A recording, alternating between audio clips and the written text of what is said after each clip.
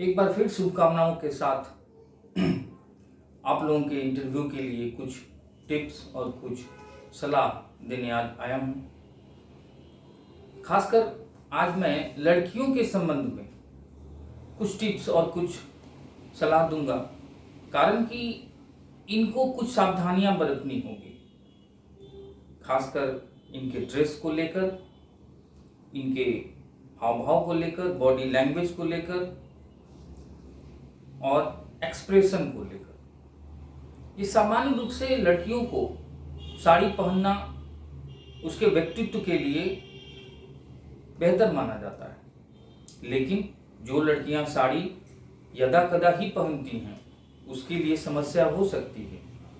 लेकिन साड़ी पहनकर interview board में आप एक संपूर्ण व्यक्तित्व को दर्शाती हैं, इसलिए अभी से ही आप साड़ियों का चयन कर लें और पहने, अभ्यास करें। सामान्य तौर पर लड़कियां हॉस्टल में, घरों में या जहां वो तैयारी करती हैं साड़ियां नहीं पहनती।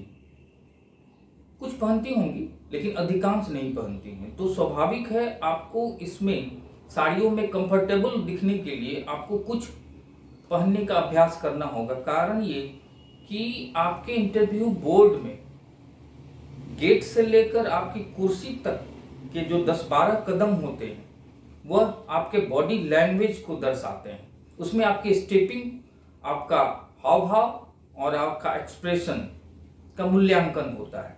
और आप साड़ी अगर पहन रही हैं और बेहतर है तो उसमें आपका बॉडी लैंग्वेज बहुत ही आकर्षक लगेगा।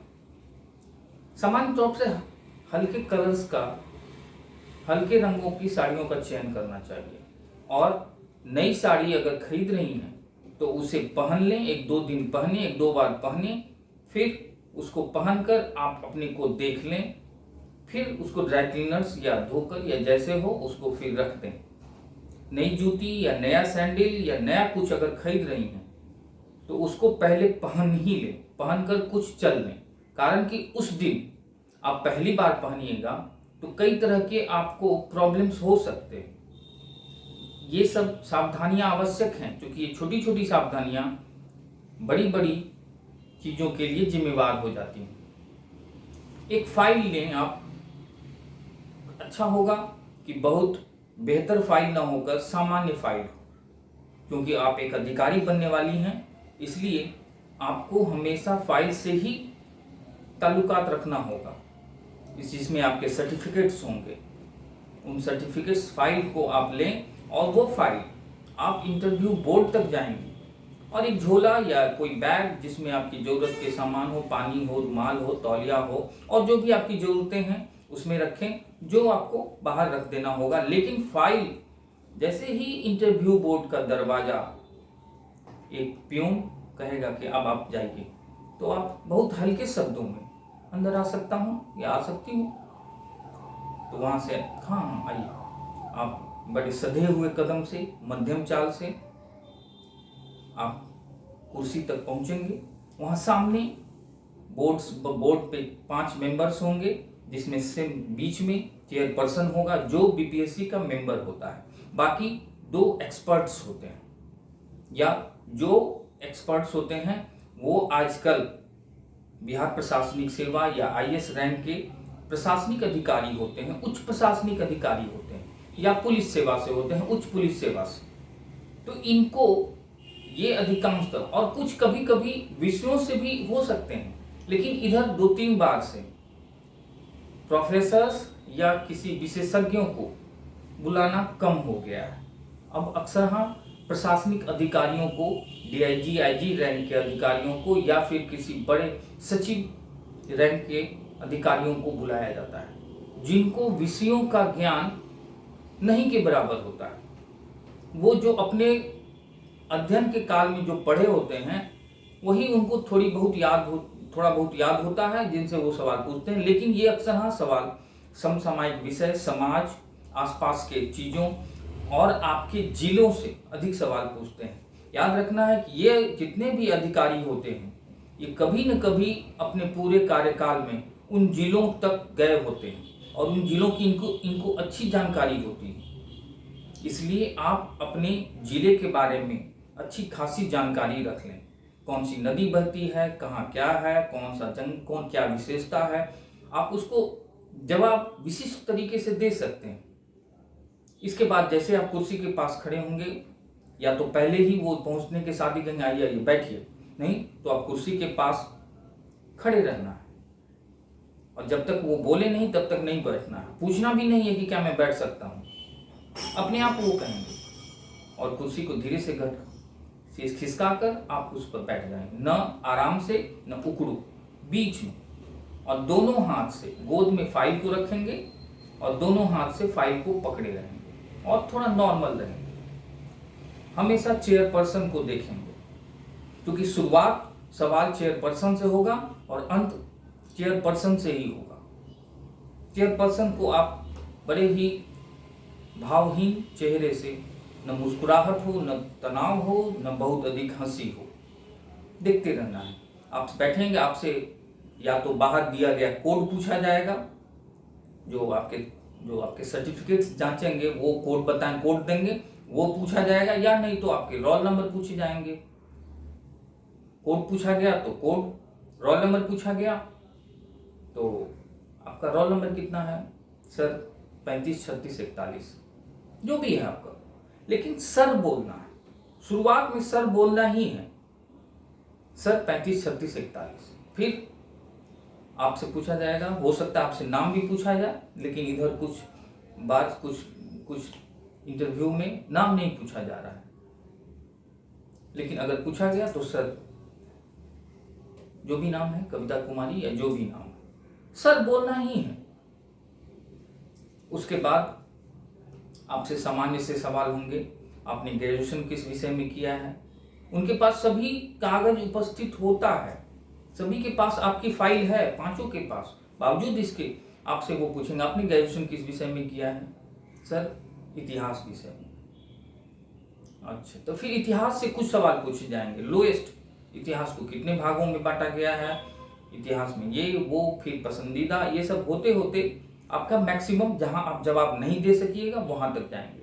फिर अचानक से कोई दूसरा सवाल शुरू हो जाएगा। जैसे ही कोई मेंबर, दूसरा सदस्य आपसे सवाल पूछता है, अब तुरंत धीरे से गर्दन उधर ले जाइएगा और उनका जवाब दीजिएगा, लेकिन 2 सेकंड रुक कर। लड़कियों से कुछ खास सवाल अवश्य पूछे जाते हैं, जिसमें से एक महत्वपूर्ण सवाल है कि आप करती क्या हैं। अगर अधिकांश लड़कियां हॉस्टल में रहती हैं या जहां भी रहती हैं, पढ़ाई करती हैं और इंतजार करती हैं कि इस बार नहीं, उस बार नहीं, उस बार रिजल्ट का इंतजार करती हैं, तो ये वहां नकारात्मक प्रभाव पड़ेगा कि आप कुछ नहीं करती हैं, इंतजार करती हैं, पढ़ाई कर रही हैं। आपको कुछ न कुछ, या फिर कहिएगा कि घर पे माँ का हाथ बटाती हैं, ये सब नहीं, आपको कुछ क्रिएटिव सृजनात्मक कामों के बारे में सोचना होगा।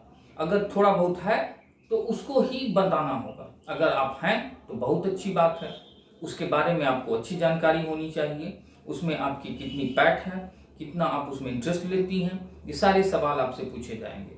और अगर आप नहीं कुछ करती हैं, हॉस्टल में रह रही हैं, पढ़ाई कर रही हैं, विभिन्न एग्जाम्स की तैयारी कर रही हैं, तो आपको एक अलग काम सोचना होगा।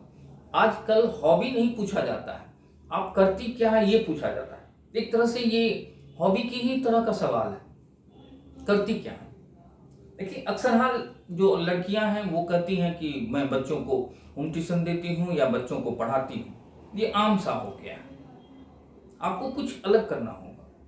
जैसे आप कह सकती हैं कि मैं विभिन्न मैगजीन्स में एडिटोरियल लिखती हूँ, समीक्षा लिखती हूँ, या विभिन्न पत्रिकाओं के लिए मैं लेख तैयार करती हूँ। कौन कौन से लेख हैं, 2-4 नाम बता देना है, अगर है भी या नहीं भी, किस किन पत्रिकाओं में, तो प्रतियोगिता दर्पण में, क्रॉनिकल में, या जो भी आपको लगे उसमें मेरे लेख छपे हुए हैं। वो थोड़ी मांगने जा रहा है कि आपके पास कहाँ है वो, आपने किस विषयों पर लेख लिखा है, कोई भी एक विषय जो आपको पसंदीदा है बोल देना है। मैं सर बिहार के जातिवाद पे लिखती हूँ, बिहार के राजनीतिक चुनाव, या जो भी आपका है, बिहार के बाढ़, या बिहार में नारी सशक्तिकरण, लेकिन वही टॉपिक बोल रहा है जिसमें आप अच्छी तरह से आप समझ रहे हैं, क्योंकि उसी से फिर अगला सवाल होगा।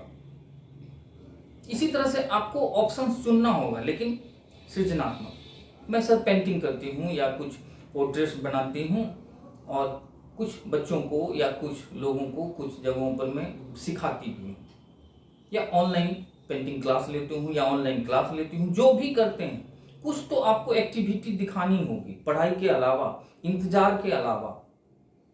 इसके बाद इन सब अगर आप कहीं नौकरी पेशा हैं या कहीं स्कूल में टीचर हैं या कहीं आप कहीं कोई कार्यरत हैं, प्राइवेट जॉब है या कुछ है, उसके बारे में आपको जानकारी होनी चाहिए कि आप उसमें किस हद तक काम करते हैं। ये सवाल के बाद आपसे जो पूछा जाएगा वो सवाल होंगे आपके जिला से। आप गांव जाती हैं या आपका गांव कहाँ है, वहाँ की खास समस्या क्या है। तो समस्याएं, आप सरकारी समस्याओं को नहीं बताना है कि सड़कें नहीं हैं, बिजली नहीं रहती है, कोई रोजगार नहीं है, कोई काम नहीं है। ऐसे आधारभूत समस्याओं को चुनना है। जैसे बच्चे जो है मेरे गांव के, वो स्कूल नहीं जाते हैं।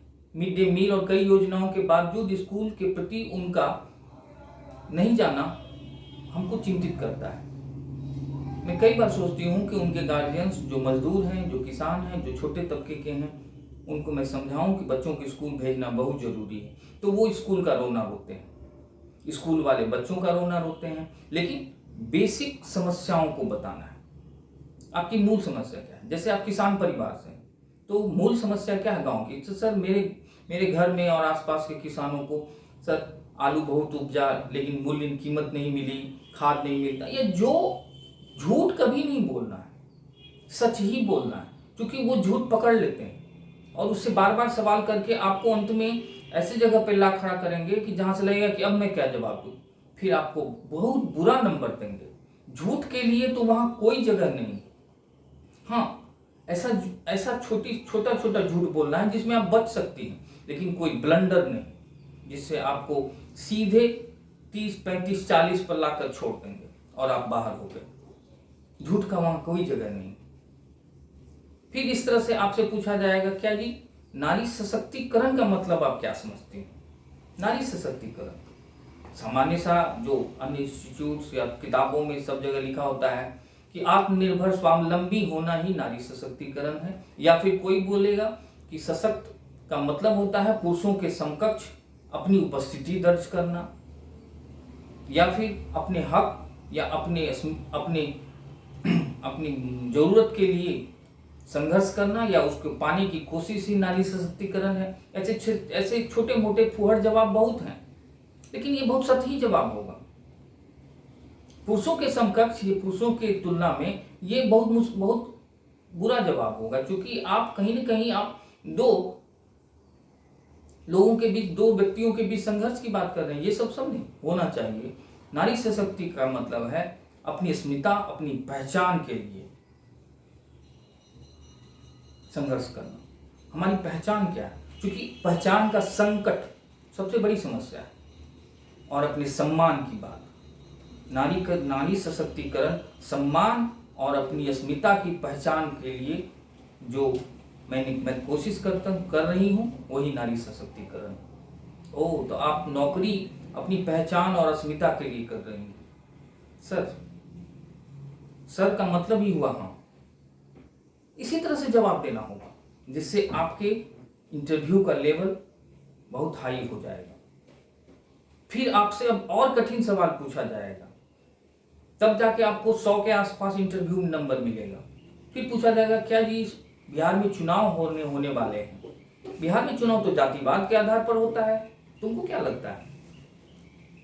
सर जातिवाद मूल समस्या है, जातिवाद चुनाव का महत्वपूर्ण फैक्टर है, लेकिन इससे भी अधिक जरूरत फैक्टर है कि जो मतदाता हैं, जो लोग हैं, वो अपनी जरूरत, अपनी आवश्यकताओं के लिए वो स्थानीय नेताओं को या विधायकों को चुनते हैं। जहां उनका व्यक्तिगत स्वार्थ सिद्ध होता है, वहीं अब चुनाव में मुद्दा बन गया है। व्यक्तिगत स्वार्थ, गांव की सड़क हो सकती है, दरवाजे पर कुआं हो सकता है, दरवाजे पर चापाकल हो सकता है, इंदिरा आवास हो सकता है, या फिर कोई भी व्यापक जरूरतें हो सकती हैं, या संरक्षण हो सकता है, जातिवाद की जगह पे आप व्यक्तिगत स्वार्थ को मान सकते हैं, कह सकते हैं, जिससे आप बच भी जाइएगा और यह सच भी है। इस तरह से आपको जवाबों में कुछ विस्तार लाना होगा, व्यापकता लानी होगी। ऐसे कई सवाल हैं जो लड़कियों के लिए आवश्यक है। इंटरव्यू बोर्ड के किसी भी बात को काटना नहीं है। अगर वो कहें कि बिहार में जातिवाद के आधार पर चुनाव होता है तो उनसे हामी भरनी है, फिर अपनी बात करनी है। वो जो बात कहें उसको हामी भरते हुए अपनी बात कर देनी है। क्या ये बिहार सरकार कोरोना समस्या पर विफल रही है? सर, सरकार की विफलता से अधिक सर यहाँ के लोगों को मैंने देखा है कि वो कितने लापरवाह हैं। लोगों की लापरवाही इसके लिए अधिक जिम्मेवार है। अब बच भी गई और बात भी हो गई। ऐसे ही जवाब देना होगा आपको। और मैं और भी कई चीजें बताऊंगा, खासकर लड़कियों के मामले में। एक सवाल तो बहुत ही अजीब होता है लड़कियों के साथ। अगर जो भी लड़की 35 से अधिक उम्र की हैं और वो क्वालिफाई की हैं, इंटरव्यू बोर्ड में अगर कोई महिला मेंबर हैं, जो अक्सर होती हैं, एक महिला हो सकती है, तो वो आपकी शादी के बारे में पूछेंगी। आप 35 साल से अधिक उम्र हो गई है आपकी, आपने अभी तक शादी क्यों नहीं की है? अब भाई शादी हम नहीं किए हैं, नहीं किए हैं, ये मेरी समझ, लेकिन उनको जवाब चाहिए और एक बहुत महत्वपूर्ण, जब बहुत अच्छे तरीके से जवाब दिया सकता। आप कहिएगा कि सर मैं इंटरव्यू इस या एग्जाम उस एग्जाम का रिजल्ट का इंतजार करती रही या इंतजार करती हूँ, तैयारी कर रही हूँ, ये सब इस कारण से मैं शादी नहीं, आत्मनिर्भर बनना चाहती हूँ या फिर अपने अपनी पहचान के लिए संघर्ष कर, ये सब फालतू बातें हैं। सीधी सफाई लो, एकदम सीधा सा, मैं शादी करना चाहती हूँ, मैं माँ बाबूजी भी चाह रहे हैं, लेकिन कोई लड़का, सही लड़का या ढंग का लड़का नहीं मिल रहा, जो मुझे पसंद नहीं कर रहा, या फिर मुझे ऐसे दहेज के मामले में मेरे परिवार वाले नहीं दे पा रहे हैं। ये सब जो मौलिक समस्या है, ये सच हो या झूठ हो, लेकिन ये थोड़ा सा लगेगा कि नहीं ये सच बोल रही है, कि कोई भी लड़का पसंद नहीं भी कर सकता है, ये सच हो या ना हो, लेकिन ये बोलना सर कई बार बात चली है, लेकिन फाइनली लड़के वाले किसी न किसी कारण से अड़ंगा लगा दे रहे हैं। कभी नापसंदगी का, कभी दहेज का मामला, कभी ये कभी वो, इस तरह से मेरी शादी टल रही है। तब आप बच जाइए। लेकिन कहिएगा कि मैं एग्जाम की तैयारी कर रही थी या उस दरमियान मुझे लगा कि पहले मैं नौकरी पालूं, अब रिजल्ट निकलेगा, अब लगेगा तो उसके बाद मेरी शादी हो जाए। इससे उसको लगेगा, फिर कहेंगे आपने शादी नहीं की। अगर आप चुप रही तो कहेंगे आप तो एक बहुत बड़े सामाजिक दायित्व से आप भाग रही हैं, आप अपने माँ बाप के तनाव को बढ़ा रही हैं, और जैसे जैसे आपकी उम्र बढ़ेगी शादी की समस्या और आपके लिए गंभीर होगी। वो सब जवाब पूछेंगे आपसे। लेकिन आपको जैसे ही ये पूछा जाएगा तो रुकने का मतलब है वो ऑप्शन दे रही है और उसमें और उस समस्या बढ़ाती जाएंगी। इसलिए आप 2 सेकंड रुक कर, वो भी 2-3 सेकंड रुकेंगी कि आप जवाब देंगी। 2 सेकंड रुकने के बाद, क्या आपने अभी तक शादी क्यों नहीं की? आप बोलिए 2 सेकंड रुके बाद, सर ये बातें हैं। ऐसे ही कई सवाल होंगे। और एक चीज और भी, लड़कियों को इंटरव्यू बोर्ड में जाने से पहले गले में न कोई माला होनी चाहिए, न कोई हार होनी चाहिए। मेकअप बहुत हल्का और साधारण होना चाहिए। बाल खुले नहीं होने चाहिए। अगर खोपा बनाती हैं पीछे तो वो अच्छा है, या नहीं तो सामान्य सी चोटी बनाएं। और लिपस्टिक या क्रीम या पूरा सज धज कर बाराती या शादी में जैसा जाती हैं वैसा नहीं जाए। और इससे भी बड़ी बात, घड़ी नहीं पहने, चूड़ियाँ कम पहने या बाला पहने, अंगूठी तो कभी नहीं पहने। हाथ में अगर अंगूठी आप पहनती हैं तो सभी अंगूठियों को खोलकर बैग में रख दें। बोर्ड में जाने से पहले माला को खोल दें, घड़ी को खोल दें, सब चीज को। लिपस्टिक बहुत हल्का या न लगाएं तो बेहतर है। ऐसे ही जाना होता है, कारण कि अगर आप ये अंगूठी, माला, घड़ी या सब पहन के गई तो वो महिला मेंबर को बर्दाश्त नहीं होगा। वो उससे आपसे सवाल पूछ ही दूंगी कि ये मून स्टोन है, ये क्या है, ये अंगूठी से ही सवाल होंगे और आपका इंटरव्यू गया। आपको बहुत ही हल्के तौर पर लिया जाएगा और आप हो गई बाहर 50 नंबर। इस सब चीज़ों से बचने के लिए सब चीज़ से दूर रहा जाता है कि आपसे मौलिक और बड़े सवाल पूछे जाए। नहीं पूछा जा रहा है तो आपको संकेत देना होगा कि हमसे ये पूछा जाए। इंटरव्यू बोर्ड का यही क्लासिक, आपको संकेत में बताना होगा कि आप यहाँ आए, इस पे बात करें। पंचायती राज व्यवस्था में महिलाओं की स्थिति के बारे में बात करें, जो आपकी तैयारी है वहां जाए। आप बात करते करते उधर इंडिकेशन दे सकती हैं। यही एक आर्ट। और भी कई बातें हैं जो लड़कियों को इंटरव्यू में बहुत अच्छे नंबर दिला सकते हैं। और आप इसके द्वारा आपको जो भी समस्या हो, और भी कई सवाल हैं इससे मैं और अगले क्लिप में आप लोगों को बताता रहूँगा।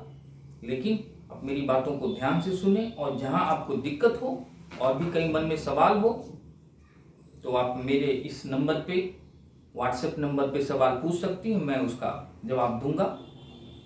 और मैं चाहूँगा कि आप मेरे लिए हौसला अफजाई के लाइक करें या सब्सक्राइब करें। कारण ये कि इससे मुझे और बल मिलेगा, मैं और व्यापक ढंग से और क्लासिकल ढंग से विषयों के बारे में, समसामयिक घटनाओं के बारे में और भी कई बातें कहूँगा। लेकिन आपकी सहमति या सब्सक्राइब्स या फिर लाइक, ये सब बहुत जरूरी है। वैसे बहुत से चैनल मार्केट में चल रहे हैं, लेकिन मेरे इस क्लिप को मैं क्रमशः, यह मेरा तीसरा क्लिप, इससे पहले मैं 2 क्लिप और दे चुका हूं और आगे भी देता रहूंगा। बाद में जब इंटरव्यू के डेट आ जाएंगे तो मैं मॉक इंटरव्यू भी लूंगा। देखूंगा कि आप कितनी तैयार हैं, मानसिक तौर पर और व्यक्तिगत तौर पर। विषयों के बारे में आपको बहुत परेशान होने की जरूरत नहीं है, या फिर विभिन्न विषयों के बारे में, विभिन्न समसामयिक घटनाओं के बारे में आपको तैयारी करनी है तो मानसिकता के तौर पर, व्यक्तित्व के विकास के तौर पर, और आपके व्यू को एक्सपेंशन चाहिए, ब्रॉड, तब जाके आप कुछ बेहतर इंटरव्यू में मार्क्स ला पाएंगे। इसी के साथ आपको अगले क्लिप में मैं फिर कुछ बताऊंगा, और आप मानसिकता और सोच, विभिन्न सवालों को सोचते रहिए और उसका जवाब ढूंढते रहिए। ठीक है।